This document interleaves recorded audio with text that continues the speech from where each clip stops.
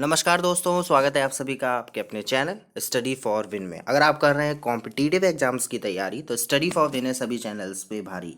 यहाँ पे आपको बेसिकली जो है हर कॉम्पिटिटिव एग्जाम्स में आपके जो कॉमन टॉपिक्स हैं और मेनली जो है आपकी सीटेट की यहाँ पे आपको प्रिपरेशन जो है कराई जा रही है। आज हम बात करने वाले हैं इंडियन कॉन्स्टिट्यूशन के कुछ महत्वपूर्ण प्रश्नों के बारे में, क्योंकि इस प्रकार के प्रश्न जो आज डिस्कस होंगे, आपने बहुत सारे कॉम्पिटिटिव एग्जाम्स दिए होंगे, आपने यूपी टेट दिया होगा या आपने अन्य परीक्षाएं दी होंगी एसएससी रेलवेज, तो आपने देखे होंगे कि इस प्रकार के प्रश्न निश्चित तौर पर आते हैं और बहुत इंपॉर्टेंट होते हैं।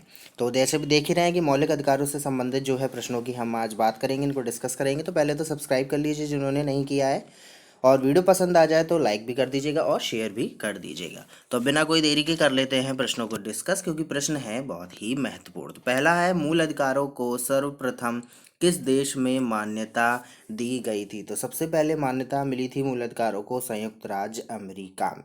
ठीक है। नेक्स्ट है, डॉक्टर बी आर अम्बेडकर ने संविधान के किस भाग को सबसे अधिक अलौकिक भाग कहा है? तो उन्होंने कहा है भाग 3 को। ठीक।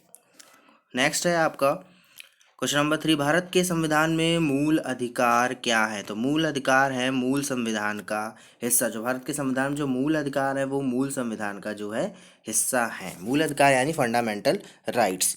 मौलिक अधिकारों का निलंबन कौन कर सकता है? तो मौलिक अधिकारों का निलंबन का जो अधिकार होता है या जो कर सकते हैं वो है राष्ट्रपति, प्रेसिडेंट। ठीक है। ये प्रश्न सारे ही इंपॉर्टेंट है और सारे ये जो है most of the time repetitive questions हैं और ऐसे ही क्वेश्चंस आपके आते हैं। क्वेश्चन नंबर 5 है, मौलिक अधिकारों के बारे में सुनवाई करने का अधिकार किसको है? तो सर्वोच्च न्यायालय को, यानी सुप्रीम कोर्ट को मौलिक अधिकार के संबंधित या मौलिक अधिकार के बारे में सुनवाई करने का अधिकार है। भारतीय संविधान का अस्पृश्यता उन्मूलन किस अनुच्छेद में है? तो ये है आपका अनुच्छेद 17 में। अस्पृश्यता का मतलब छुआछूत का उन्मूलन, यानी कि छुआछूत को मान्यता नहीं दी जाएगी, तो ये है आपका आर्टिकल 17 में। नेक्स्ट क्वेश्चन है आपका, मौलिक अधिकारों का मुख्य उद्देश्य क्या है? तो मौलिक अधिकारों का मुख्य उद्देश्य है व्यक्तिगत स्वतंत्रता को सुनिश्चित करना। ये फंडामेंटल राइट्स का मेन आपका उद्देश्य है।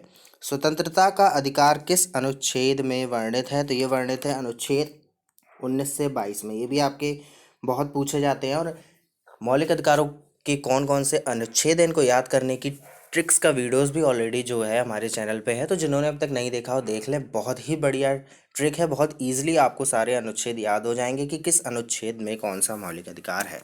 तो स्वतंत्रता का अधिकार है अनुच्छेद 19 से 22। सूचना का अधिकार किस अनुच्छेद में जोड़ा गया है? तो ये जोड़ा गया है अनुच्छेद 19 के ए में। ठीक है, 19 का ए कह सकते हैं आप इसे, या 19 का भी आप इसे कह सकते हैं। सूचना का अधिकार।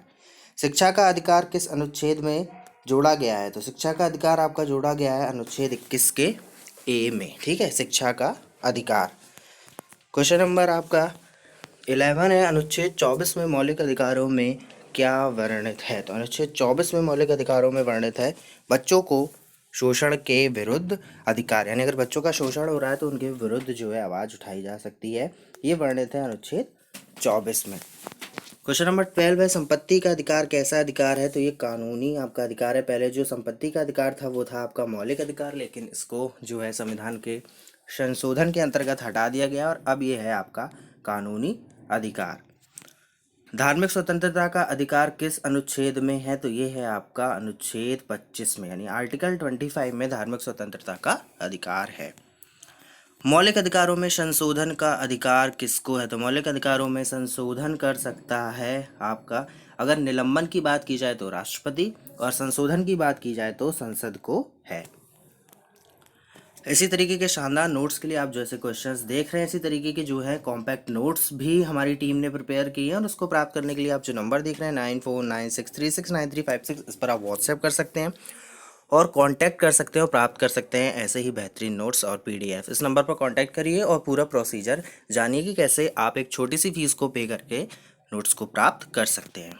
क्वेश्चन नंबर 15 है, किस वाद में संसद को मौलिक अधिकारों में संशोधन का अधिकार दिया गया है? तो केशवानंद भारती वाद में। ये प्रश्न भी बहुत पूछा जाता है और मोस्ट ऑफ द टाइम लोग इसको गलत कर जाते हैं, तो इसका आंसर है केशवानंद भारती वाद।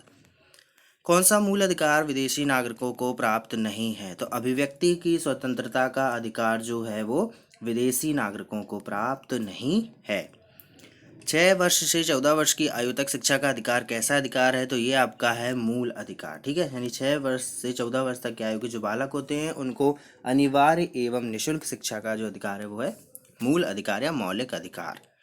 B.R. अम्बेडकर ने किसे संविधान का हृदय एवं आत्मा की संज्ञा दी है? तो संवैधानिक उपचारों के अधिकार को, संवैधानिक उपचारों का जो अधिकार है उसको B.R. अम्बेडकर जी ने संविधान का हृदय या संविधान की आत्मा कहा है। ये प्रश्न भी बहुत बार आया है, बहुत महत्वपूर्ण है।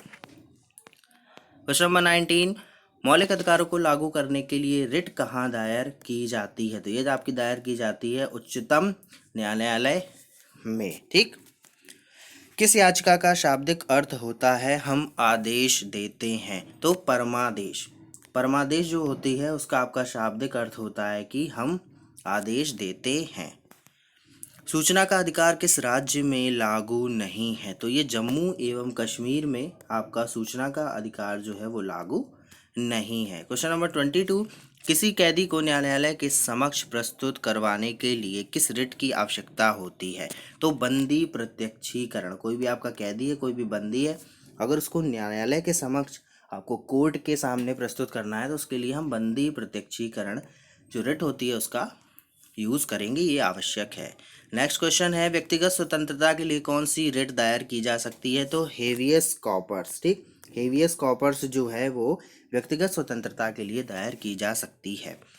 मूल अधिकारों पर प्रतिबंध लगाने का अधिकार किसके पास है? तो मूल अधिकारों पर प्रतिबंध जो है लगा सकती है संसद।